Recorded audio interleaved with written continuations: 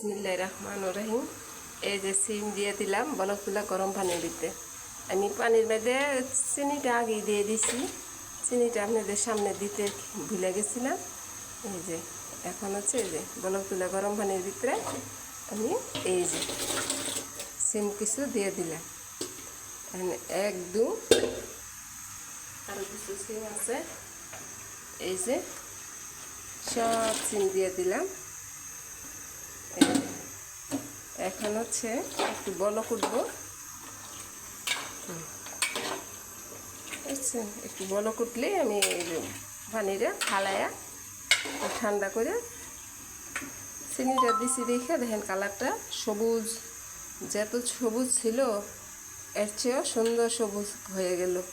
আর একদম আমার সিম আমি আরও অন্য সময় রাখি ঠিক এরকম সবুজই থাকে।